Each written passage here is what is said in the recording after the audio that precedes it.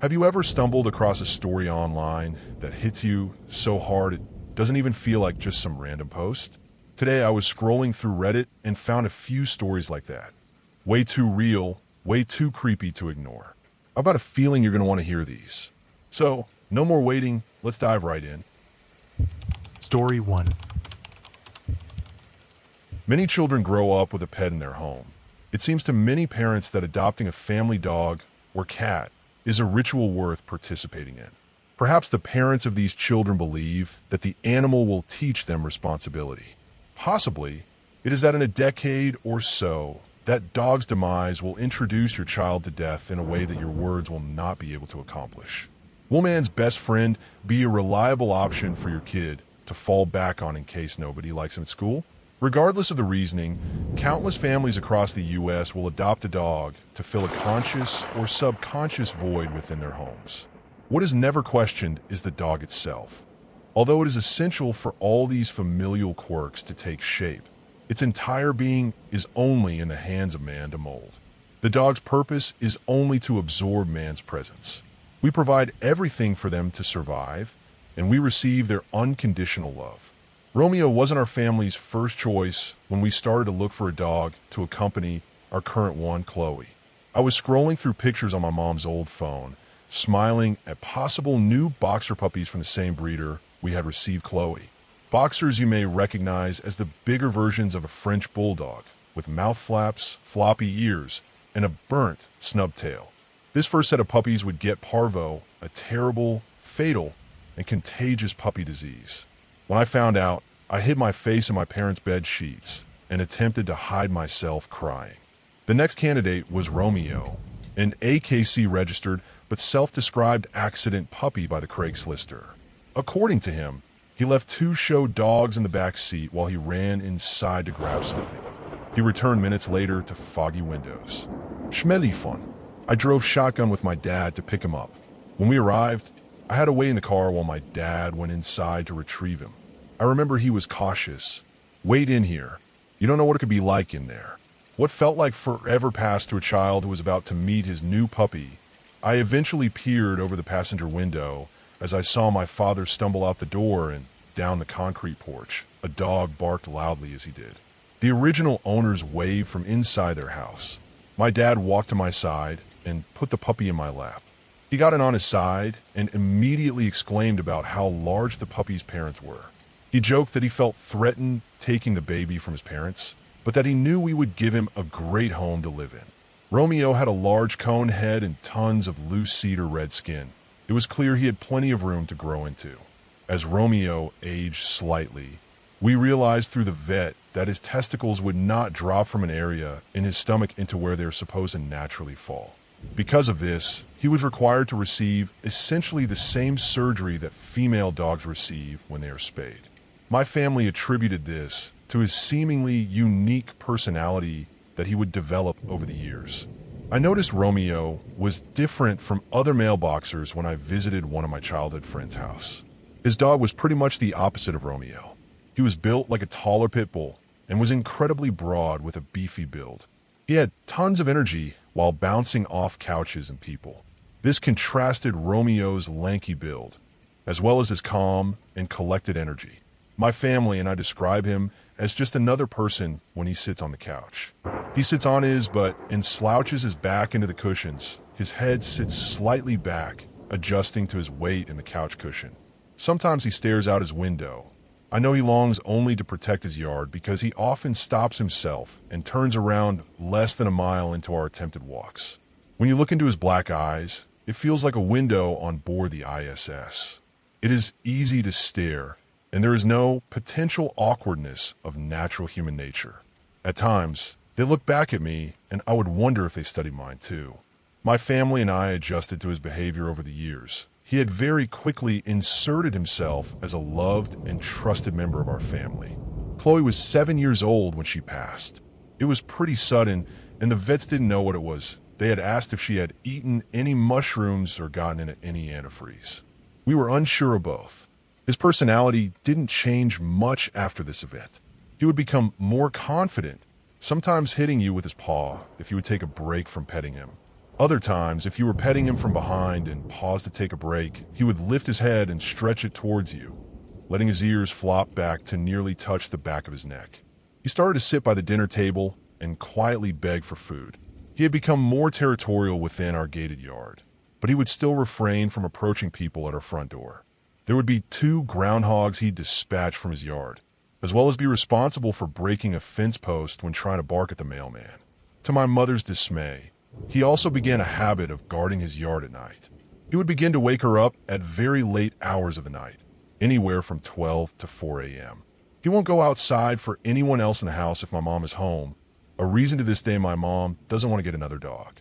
At times, I would have the house to myself, and when this was the case, Romeo would have no other choice but to ask me to let him out to the bathroom. When he would ask my mom, he would either hit her with his hand, whine, or a combination of both. When he would beckon me, he would simply sit in my door frame and look at me. If I didn't get the hint fast enough or was too enthralled in my game, he may scratch the frame of my door. Eventually, I would then walk through my small house to the back door where I would let him out into the little fenced yard.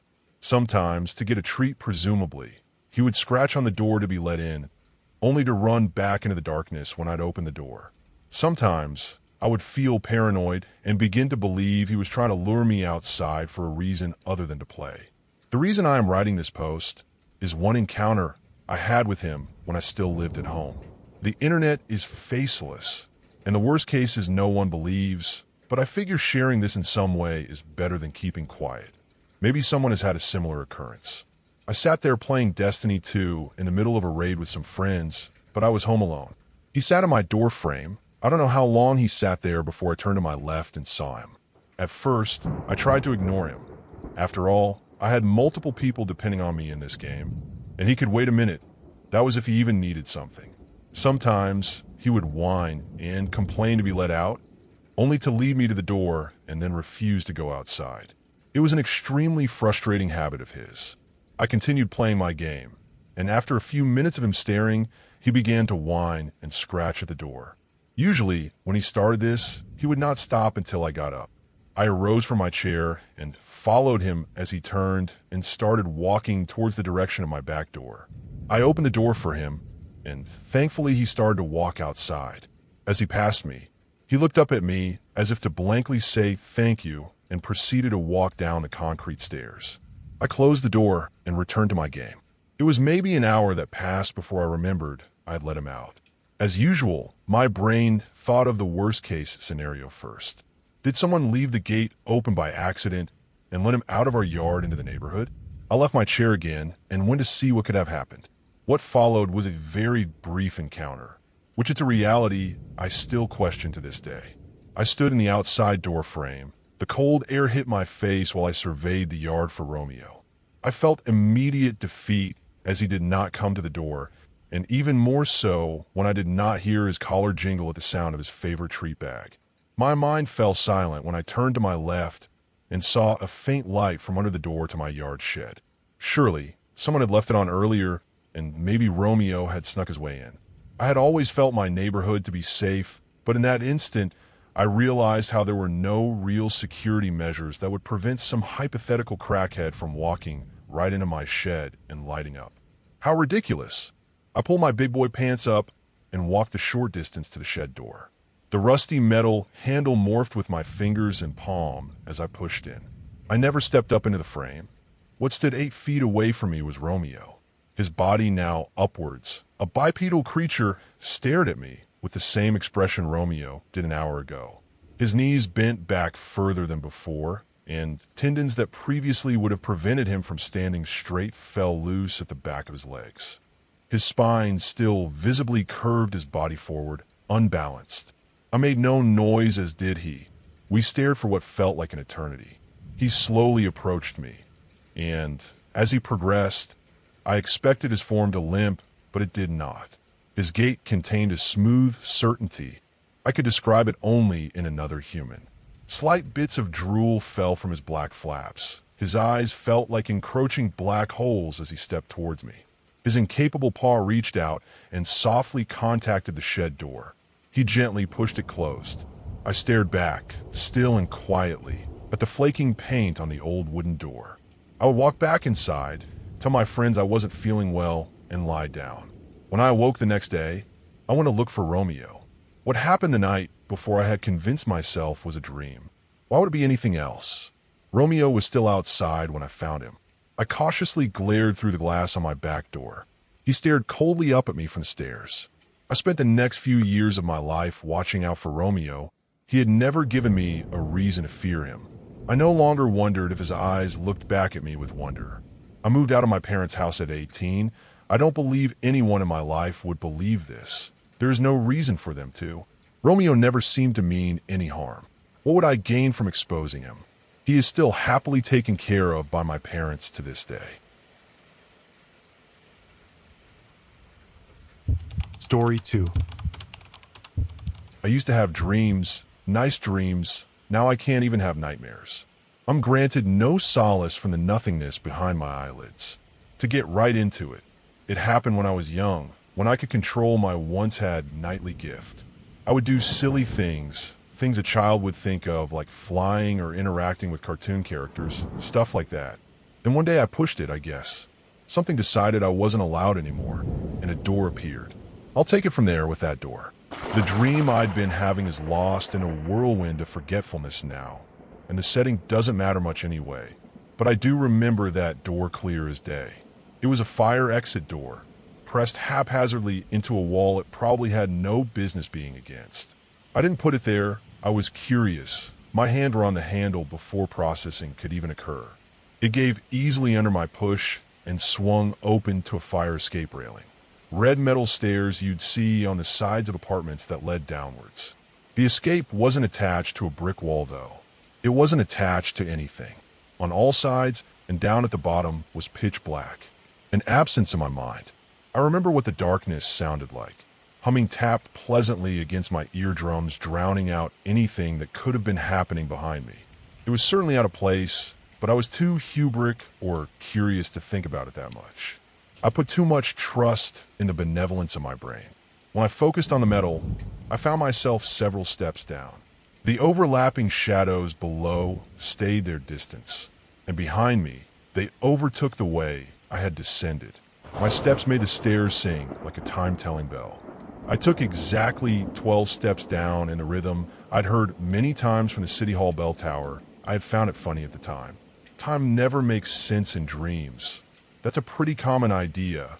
Your dreams are like your own little pocket dimensions where anything goes more or less. All that to say, I don't know how long I was walking down those stairs. Whenever I thought it would end, it just kept going further when in most dreams I would just appear at the bottom of the stairs. The humming void was growing steadily louder, and I was becoming increasingly unnerved. I wanted to wake up. Typically that was enough to break me away from nightmares, but my body just kept going, down and down and down. I turned around and felt something drop within me. There was a hallway there now, a long, pale blue-walled hallway that led out into bright infinity. I faced forward again and found a continuation of the hallway. Fluorescent light just existed above me. Sterile air burned my lungs, and my skin felt wrong. "Hello," I called out. My voice sounded off like my ears had some kind of filter that made the noise static-y. I had spoken loudly, but no echo gave me company. Nothing answered me. At the time, I wished something had. I tried waking up again, but there was something blocking me, so I just started walking again. There was nothing else to do after all.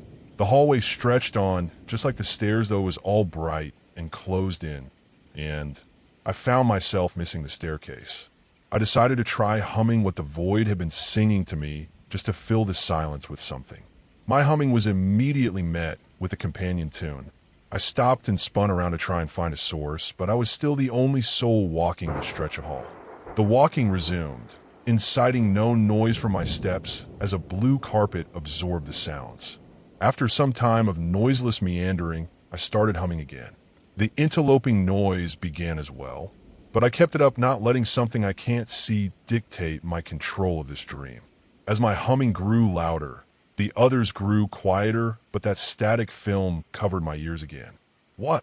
I mumbled in my confusion and was nearly knocked back from the thunderous echo that returned to my senses. My breathing had picked up to join my heart as I tried to understand. "What?" I yelled back, trying to match the volume. Nothing. Hello. I spoke quietly and was met with a less earth-shaking but still substantial echo. Weird, I said, and the hall agreed with me.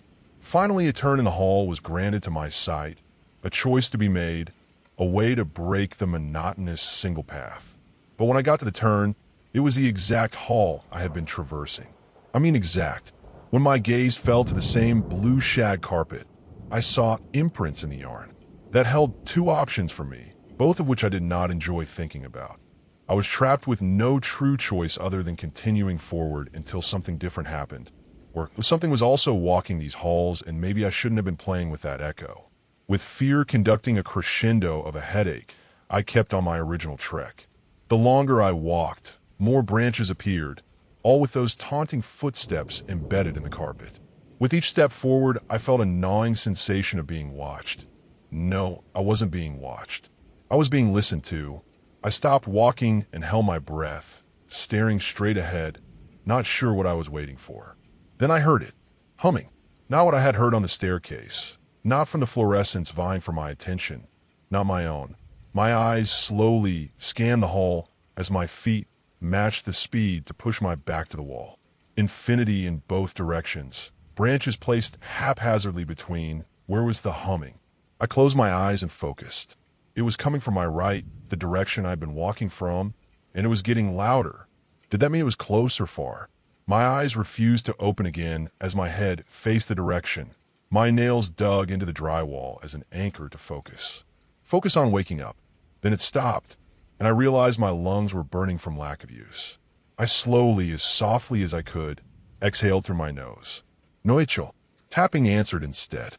It was a slow \** tap tap tap \**, so soft it thundered around my head.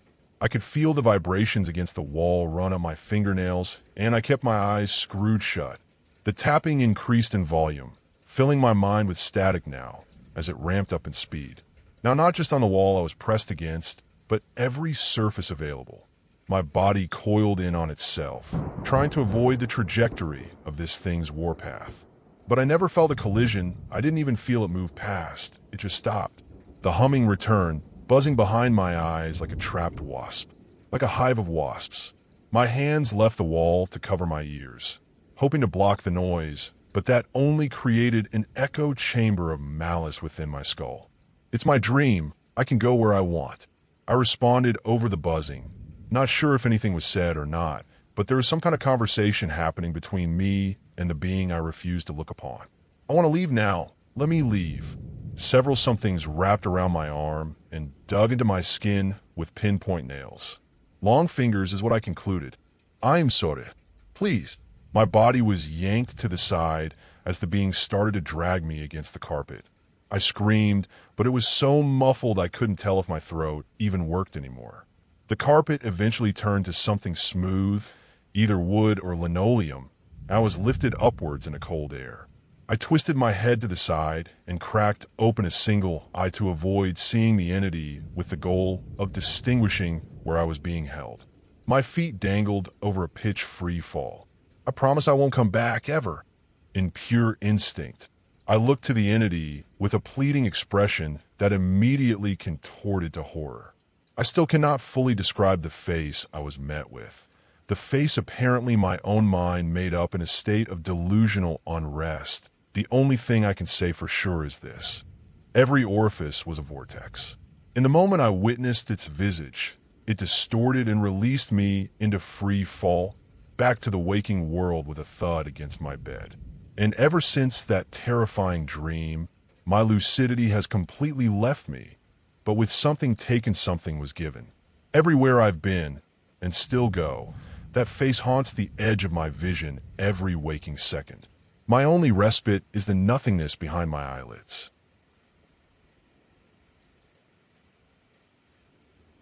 Story 3. I live alone. It's a quiet existence, for the most part. Just me, my apartment, and the occasional visit from family or friends who never seem to stay long enough to make it feel like home. I'm used to the solitude. It's comfortable, in a way. There's a mirror in the hallway, right next to the bathroom door. It's an old thing, a relic from when I first moved in. The previous tenant must have left it behind, and after a couple of weeks of hesitation, I decided to hang it up. It didn't seem important at the time. A mirror's a mirror, right? Just something you glance into to check your appearance. Nothing more. But recently, something's been off. At first, it was subtle, little things I shrugged off as tricks of the light on my own tired mind. I'd catch glimpses of myself in the reflection when walking past. Sometimes my reflection seemed to linger a fraction longer than it should, or if the angle would be off, like the mirror was playing with the image. Last night, it happened again. I was getting ready for bed, the usual routine, brush my teeth, change into pajamas, turn off the lights.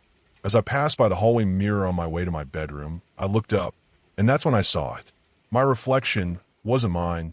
It was still me, of course, but there was something wrong. My reflection was distorted. A shadow not quite right. The way it moved, the way it stood, it was as if it were mimicking me, but with a slight delay, as though it was watching me before responding. I stopped in my tracks, staring at it, my pulse racing. At first, I thought it was just the dim lighting playing tricks on me. Maybe I was just exhausted. I turned around and walked away, but the feeling didn't go. I could feel my own reflection pulling at me, like it was still there, staring at me from the corner of my eye. I've been avoiding it since. I don't walk past it unless I absolutely have to. And even then, I make sure to keep my eyes forward because something about it just doesn't feel right. The worst part? I think it's watching me now. The reflection in the mirror doesn't just mimic my movements anymore. It feels like it knows what I'm going to do before I do it. When I stand in front of it, it smiles before I do. It raises its eyebrows, tilts its head, and sometimes even gives me a look like it knows a secret I'm too scared to learn. The other night, I couldn't sleep. The apartment was dead silent, except for the hum of the fridge in the kitchen. I found myself standing in front of the mirror again. I don't even remember walking up to it, but there I was, staring into it, just watching. I looked at myself, trying to steady my breath, but then I saw it. The reflection wasn't smiling anymore. It was grinning, wide and unnaturally, the edges of its mouth stretching too far, too wide, like it was made of something that wasn't flesh. I froze. I didn't move. I didn't want to. I was too scared to blink, to turn away. The reflection's eyes were locked on me, wide and unblinking, and I swear to God, I could feel its gaze even when I closed my own eyes. That's when I saw it, a shadow blacker than the night around it, creeping in from the sides of the mirror. At first, it was just a sliver, but as I watched, it grew, stretching across the surface like some kind of crawling thing, something that didn't belong in the reflection. I turned and bolted for my bedroom, heart pounding in my chest. I tried to forget it. I convinced myself it was a trick of the light, some weird hallucination, maybe even a late-night panic attack. But now, every time I look at that hallway mirror, I feel like it's looking back at me, watching me. Last night, I couldn't sleep again. I had to pee, so I got up, and there I was, standing in front of the damn mirror once more. I looked up, against my better judgment, and I saw it again, the grin. But this time, it wasn't just the reflection grinning. The face in the mirror shifted. It changed slowly, grotesquely, until it wasn't my face at all. It was something else, a hollow-eyed version of me, but something darker, more twisted. That's when I realized something terrifying. It wasn't just reflecting me. It wanted to be me. The reflection started moving on its own, no longer mimicking me. It was doing its own thing. It raised a hand. No, it was reaching for me. It started tapping the glass, slowly, methodically. The sound was soft at first, like a knock, then louder, more insistent. And then, asterisk, I saw it. The reflection stepped forward, as if trying to climb out of the mirror. I don't know how long I stood there, but it felt like hours. I could hear my own heartbeat in my ears, the only sound in the world besides the tapping. I don't even remember how I got back to my bedroom, but when I woke up this morning, I knew something had changed. The reflection in the hallway mirror is different now. It's more alive. It moves when I don't. It smiles when I don't. It watches, waits. I don't want to go near it again. I don't even want to look in its direction, but it's there, just across the hall, and it's always waiting for me. I don't know how long I have before it gets me, but I know it's coming. And when it does, I'm afraid I'll be nothing but a shadow in the glass. I think it's already started. The reflection doesn't just move on its own anymore. It feels like it's pulling me in, and I don't know how much longer I can resist.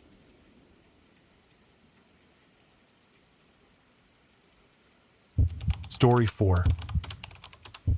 Asterisk, how's it going out there, Super Sleuth? James shouted as I re-entered the cabin.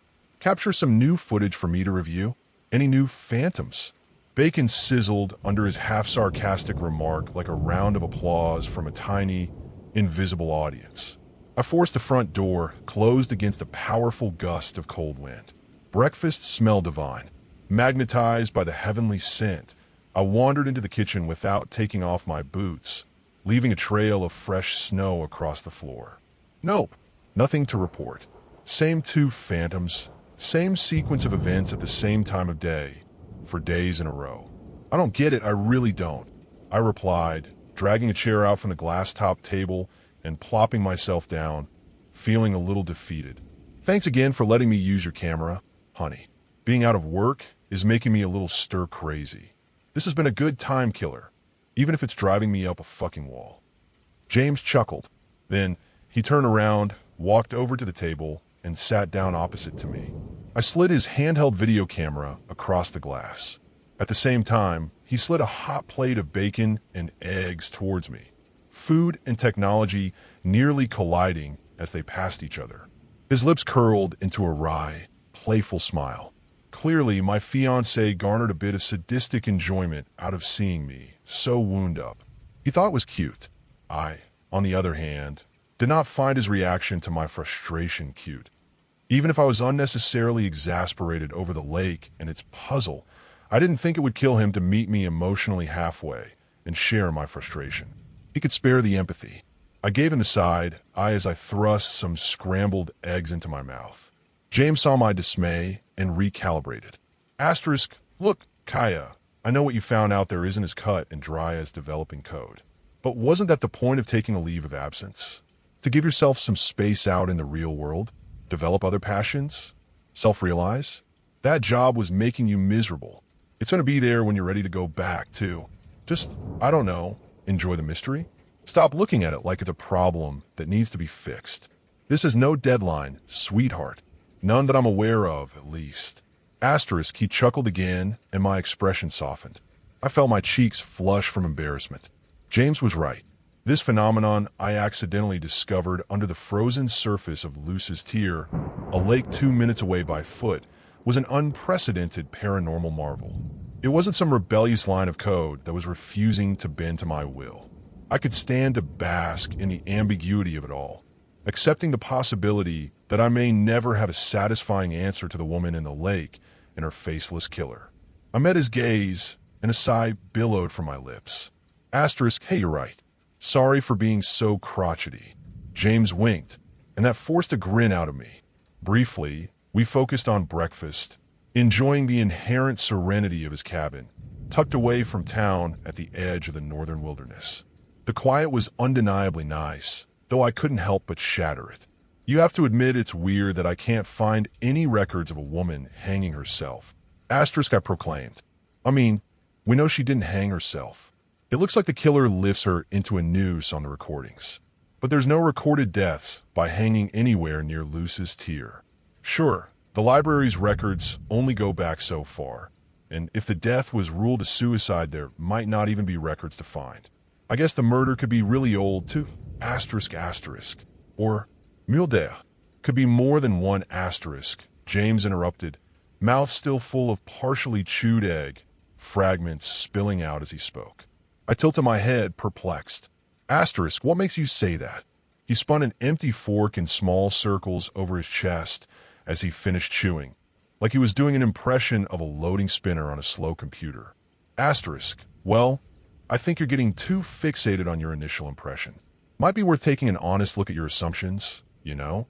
Maybe it's more than one murder. Maybe it's not related to the lake. If you're not finding anything, maybe you should expand your search parameters. I rocked back in my chair and considered his theory, letting breakfast settle as I thought. Asterisk, yeah, I guess. That would be one hell of a coincidence, though.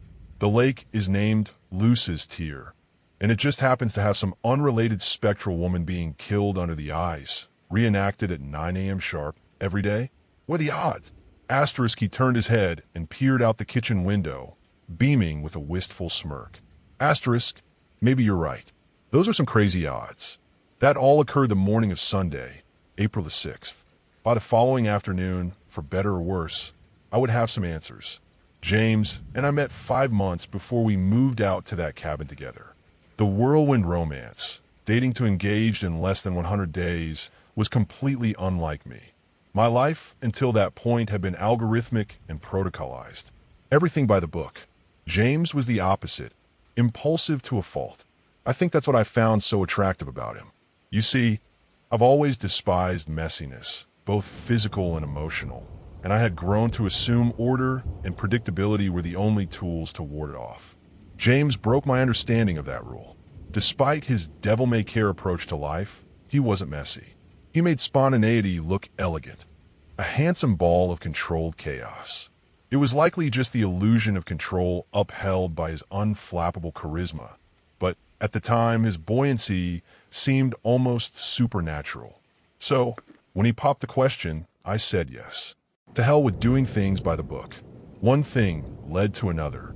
Before long, I found myself moving out of the city, putting my life on hold to follow James and his career into the frigid countryside. A few mornings after we arrived at the cabin, I discovered what I assumed was the spirit of a murdered woman under the ice. James headed off to work around 7. Naturally, I had already finished unpacking, while he had barely started. Without heaps of code to attend to, I was painfully restless. I needed a task. So, I took a crack at my soon-to-be husband's boxes. I convinced myself it was the wife-ly thing to do. If I'm honest, though, I wasn't too preoccupied with being a picturesque homemaker. It was more that the clutter was giving me chest pains. I was about a quarter of the way through his belongings when I found a vintage video camera at the bottom of one box. A handheld, black Samsung camcorder straight out of the late 90s. Time had weathered it terribly. Its chassis was littered with scratches and small dents. The poor thing looked like it had taken a handful of spins in a blender. To my pleasant surprise, though, it still worked. Honestly, I don't know exactly what about the camera was so entrancing. I could record a video with 10 times the quality using my smartphone. And yet, the analog technology inspired me. I smiled, swiveling the camcorder around so my eyes could drink it in from every angle. Then, like it always does, the demands of reality came crashing back. Still had a lot of boxes to deal with. I shrugged, letting my smile gradually deflate like a happy birthday balloon 3 days after the party ended. I was about to store it in our bedroom closet when I felt something foreign flicker in my chest, a tiny spark of excitement. The landscape outside the cabin was breathtaking and worthy of being recorded. Messing around with the camcorder sounded like fun. Of course, my automatic reaction was to suppress the frivolous idea, starve that spark of oxygen until it suffocated. It was an impulsive waste of time, and there were plenty more boxes to unpack. Thankfully, I suppressed my natural urge. Why not let that spark bloom a little? I thought, that's what James would do, right? An hour later, I'd find myself at the edge of Luce's tier, pointing the camcorder at its frozen surface with a shaky hand, terror swelling within my gut. With a naked eye, there was nothing to see, just a small body of water shaped like a teardrop. But through the video camera, the ice seemed to tell an entirely different story. I tried to explain what I recorded to James when he arrived home that evening, but my words were tripping and stumbling over each as they exited my mouth like a group of drunken teenagers at Mardi Gras. Eventually, I just showed him the recording. His reaction caught me off guard. As he watched the playback on the camcorder's tiny flip screen, the color drained from face. His eyes widened and his lips trembled. Not to say that was an unreasonable reaction. The footage was shocking. But before that moment, I'd never seen his cool-headed exterior crack. I had never seen James experience fear. It started with 2 human-shaped smudges materializing on the surface of the lake in the bottom right-hand corner of the frame.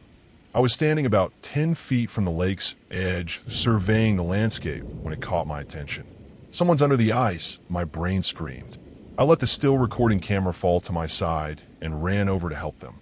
About 10 seconds pass, which is the time it took for me to come to terms with the fact that I could only see said trapped people asterisk with the lens of the camera. Then, I tilted the camera back up to get the phantasms in full view. Even though the water was still, the silhouettes were hazy and wobbling, similar to the way a person's reflection ripples in a river the second after throwing stone in. There was a woman slung over a man's shoulder. She struggled against him, but the efforts appeared weak. He transported her across the ice, through some unseen space. Once they're in position, he pulled her vertical and slipped her neck into a noose. You can't see the noose itself, but its presence is implied by the way she clawed helplessly at her throat and the slight, pendulous swinging of her body once she became limp. Then the silhouettes dissolved. They silently swelled, expanding and diluting over the water like a drop of blood in the ocean until they were gone completely. When it was over, James looked different. Over the runtime, his fear had dissipated, similar to the blurry figures that had been painted on the surface of Luce's tear in the video. Instead, he was grinning, and his eyes were red and glassy like he might cry. "Oh my God, Kaya, that's amazing," he whispered, his voice raw, his tone crackling with emotion. That should be enough backstory to explain what happened yesterday. It was about a week and a half after I first recorded the macabre scene taking place at Luce's Tier every morning. There hadn't been any significant developments in my amateur investigation, other than determining that the phenomena seemed to only occur at 9 o'clock, which involved me missing the reenactment for a few days until I referenced the timestamp on the original recording. Other than that, though, I found myself no closer to unearthing any secrets. I was in the kitchen getting ready to head over to the lake. James had already left, but he'd forgotten his laptop on the table, same as he had the past Thursday and Friday. He said he needed it for work, but had somehow left the damn thing behind 3 days in a row. When I checked the camcorder to ensure it was operational, I found the side screen's battery was blinking red and empty, which was baffling because it had been charging in the living room for the hour prior. Originally, I was astounded by the stroke of bad luck. But now, I know it wasn't actually bad luck, and I couldn't be more grateful. That camcorder's newly compromised battery was the closest thing to divine intervention I think I'll ever experience in my lifetime. I rushed over to the sink, plugging the camcorder into an outlet aside the toaster oven, hoping I could siphon enough charge to power the device before I missed my opportunity to record the phantoms. Minutes passed as I stared at the battery icon, but it didn't blink past red. At 8:57, I pocketed the device and started pacing out the door towards the lake, but the machine went black about 30 seconds later. A massive, frustrated gasp spilled from my lips, and I felt myself giving up. Asterisk, I'll try again tomorrow, I guess. Nothing's been changing from day to day, anyway. No big loss. Asterisk, I trudged back over to the outlet near the sink, moving the charger to the lower of the two outlets, and plugging the camcorder back in. I held it in my hands as it powered on again. When the side screen lit up, I immediately saw something that caught my eye. There was a subtle flash of movement in the periphery, where a few pots and pans were being left to soak, half submerged in sudsy water. My heart began to race, ricocheting violently against the inside of my chest. Cold sweat dripped down my temples. My mind flew into overdrive, attempting to digest the implications of what I was witnessing. I ripped the camcorder from the wall and sprinted to the upstairs bathroom, not sure if I even wanted to reproduce what I just saw. Insanity seemed preferable to the alternative. But as the bathtub filled with water, there they were again. She had just finished struggling. He was watching her swing. Before the camcorder powered off, I pulled it away from the bathtub and saw the same thing in the mirror too. You could witness the phantoms in any reflection, apparently. Which meant James was right. There wasn't anything special about Luce's tear. The common denominator was the camera. His camera. / Honestly, as much as the notion makes my skin crawl, I think he wanted me to find out. Why else would he leave his laptop out so conspicuously? I know computers better than I know people. He must have been aware I could find them hidden in his hard drive once I knew to look, no matter how encrypted. James looked so young in the recordings. God, and the women looked so sick, gaunt, colorless, almost skeletal. Every video was the same. At first, there would just be a noose, alone in what appears to be an unfinished basement. The room had rough, concrete walls, as well as a single window positioned where the ceiling met the wall in the background. Without fail, natural light would be spilling through the glass. Whatever this ritual was, it was important to James that it started at 9 a.m. sharp. Then, he'd lumber into the frame, a woman slung over shoulder, on his way to deliver them to the ominous knot. I don't feel compelled to reiterate the rest, other than what he was doing. He wasn't watching them like I thought. No, James was loudly weeping through closed eyes while they died, kissing a framed photo and pleading for forgiveness, mumbling the same thing over and over again until the victim mercifully stilled. Lilith, I'm sorry. I'm sorry, Lilith. It's hard to see the woman in the photo. But from what I could tell, they kind of looked like James. A mother, sister, or daughter, maybe. What's worse, the woman in the picture bore a resemblance to his victims, as well as me. 16 snuff films, all nearly identical. Assumably, each one was filmed on that camcorder, too, but the only proof I have to substantiate that claim is the recordings I captured at Luce's Tier. Only watched half of one before I sprinted out of the cabin, speeding away in my sedan, without a second thought, laptop and camcorder in tow. I don't have any definitive answers, obviously, but it seems to me that James unintentionally imprinted his acts onto the camera itself, like some kind of curse. My theory is that, through a combination of perfect repetition and unmitigated horror, he accidentally etched the scene onto the lens. Over time, it became an outline he traced over and reinforced with each additional victim until it became perceptible. And I suppose I was the first to stumble upon it, because it sure seemed like he'd never noticed the imprint before. That said, I don't have an explanation as to why it only appeared over reflective surfaces. I mean, there's a certain poetry to that fact, but the world doesn't organize itself for the sake of poetry alone. Not to my understanding, at least. But maybe it's high time I reconsider my understanding of the universe, and where I'd like myself to fit within it. I just got off the phone with the lead detective on the case. James hasn't returned to the cabin yet, but the police are staking it out. The manhunt is intensifying by the minute as well. Have any of you ever even heard of the Gulf Coast hangman ? Apparently, coastal Florida was terrorized by a still uncaught serial killer in the late 90s, and their MO earned them that moniker. Women would go missing, only to reappear strung up in the Everglades months later. They had been starved before they were hung, withered till they were only skin and bone. As of typing this, the killer has been inactive for nearly 2 decades. The last discovered victim attributed to the hangman was found in early 2005. As it turns out, James never accepted a position at a local water refinery. When the police called, management had never heard of anyone that goes by his full name. God knows what he had been doing from 7 to 5. To my absolute horror, the lead detective believes he may have been potentially starving a new victim nearby, since a 31-year-old woman was reported missing 3 days after we arrived at the cabin. I'm staying with my parents until I feel it's safe, 200 miles away from where the hangman and I first met. Although the physical distance from him is helping, I find it impossible to escape him in my mind. For the time being, at least. Why did he let me live? Was his plan to eventually starve and hang me as well? Does he want to be caught? That's it for today's creepy Reddit tales. Before we go, I just want to say a quick thanks to all of you for watching, liking, and sticking around. You guys keep this channel going, and I'll be back soon with more stories that'll make your skin crawl. Drop a comment if you've got your own spooky tale to share, and I'll see you in the next one.